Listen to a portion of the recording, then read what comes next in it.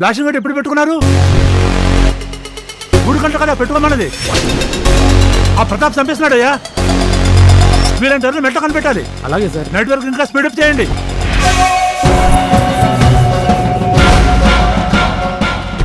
ఏమయ్యా scientist sir పడుతుందంటావా? నిన్ను నమ్మి 5 రాష్ట్రాల వాళ్ళ దగ్గర అడ్వాన్స్ తీసుకున్నా. సార్ నన్ను నమ్మండి సార్. ఈ మెటల్ ఇది చాలా తక్కువ ప్రైస్ పడుతుంది. ఇది మీ అదృష్టం కొద్దీ ఇక్కడ పడింది. ఇది పక్కాగా చెప్తున్నా, మీరు కోట్లకే కోటీశ్వరులు అవుతారు. అదే జరిగితే సార్ నువ్వు నీ కొడుకులు వాళ్ళ కొడుకులు కూర్చొని తినంత డబ్బులు ఇస్తా. అర్థమవుతుందా? లేదంటే నీ ఫ్యామిలీ సార్ అదేం అవ్వదు సార్. మీరు అనుకున్నదే జరుగుతుంది. సార్ ఫోన్ వస్తుంది. బోలో బాయ్. ప్రతాప్, నువ్వు ఏదైతే నమ్మకంతో ఆ పని అవుతుందని చెప్పావో అదే నమ్మకంతో అదే మాట నేను బయట దేశాల వాళ్ళతో చెప్తున్నా. మెయిన్లీ ఆ రష్యా వాళ్ళు ఎప్పుడు పంపిస్తావని అడుగుతున్నారు. ఏం చెప్పమంటావు? బాయ్ నీకు తెలిసిందే, నేను ఇక్కడ చుట్టూ 50 ఎకరాల్లో మైనింగ్ చేయిస్తున్నా. మీకున్న బయట దేశాలతో సంబంధాలు చూసి మీతో డీల్ ఓకే చేసుకున్నా. ఒక్కసారి మెటల్ బయటపడంగానే నేనే మీకు ఫోన్ చేసి అడ్వాన్స్ వేయమని అడుగుతా. మీరు అనుకున్న పని అవుతుంది. కాన్ బాయ్ టెన్షన్ తీసుకోకు. ఖుదాఫీస్. ఖుదాఫీస్. సార్ ఇంటి దగ్గర పార్టీ మెంబర్స్ వెయిట్ చేస్తున్నారు సార్.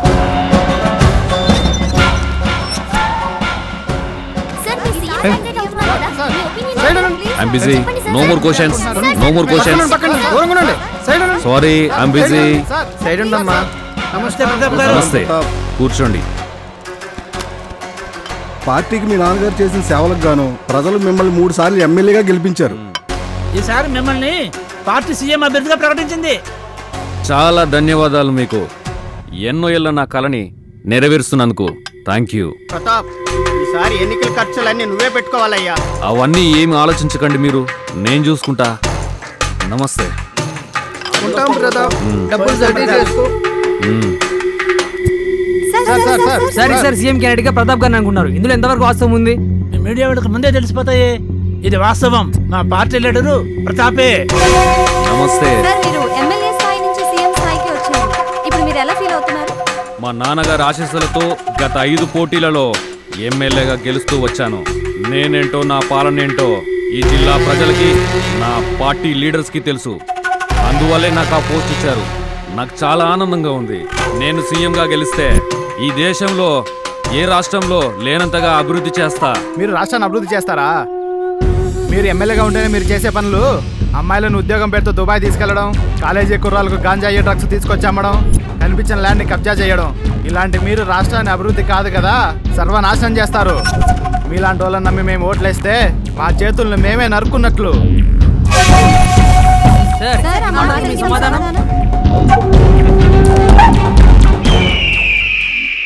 రేయ్, ఏంట్రా ఇది? నువ్వు నా చిన్ననాటి మిత్రుడు అని చాలా విషయాలు ఇంట్రెస్ట్ చూపించలేదు. ఇప్పుడు ఈ రాష్ట్రానికి నా ఫ్రెండ్ సీఎం అవుతున్నాడని ఆనందపడక నన్ను బట్టలు లేకుండా జనాలకు చూపిద్దాం అనుకుంటున్నావంటే ఎలా ఉంటానరా నేను? నేను ఎలాగైనా చస్తానని ధైర్యంతో నీలాంటి వాళ్ళని ఎదిరించి మాట్లాడాను. అయినా నిన్ను ఆపడానికి ఎవడో ఒకడు వస్తాడురా. నేను సీఎం అవ్వడం కోసం మా నాన్ననే చంపేశానురా. నీలాంటి వాళ్ళు ఎంతమంది వచ్చినా వాళ్ళ శవాల మీద పాదయాత్ర చేసైనా సీఎం అవుతా. ఎవడొచ్చినా నన్ను ఆపలేడు.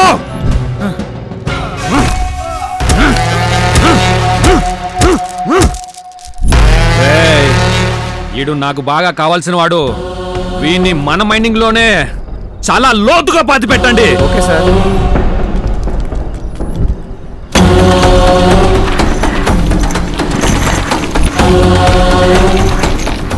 రే ఆపరా బాబు, ఆపు ఆపు ఆపు.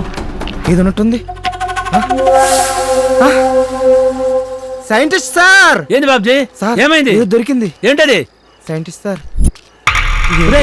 మెటల్ రా ఇది. Metal sir. సార్ పడింది. మెటల్ పడింది సార్.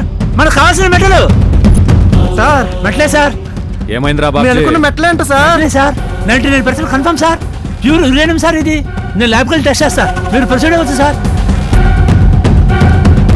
ఆలోచించి చెప్పు సైంటిస్ట్. ఇంతకు ముందు నీ మాట నమ్మి మాట పోగొట్టుకున్నా. ఈసారి తేడా జరిగితే నీ ప్రాణం ఉండదు, చంపేస్తా. వెళ్ళు, ల్యాబ్కి వెళ్ళి టెస్ట్ చేయి. Okay sir. వెళ్ళు. ఉంటాను సార్. రేయ్ వీడి కార్యక్రమాలు చాలా గట్టిగా చేయించండి రా బాబ్జీ సార్ దేశాన్ని నా పిడికిల్లో పెట్టుకుంటా అవును సార్ ఇక నన్ను ఎవడు ఆపలేడు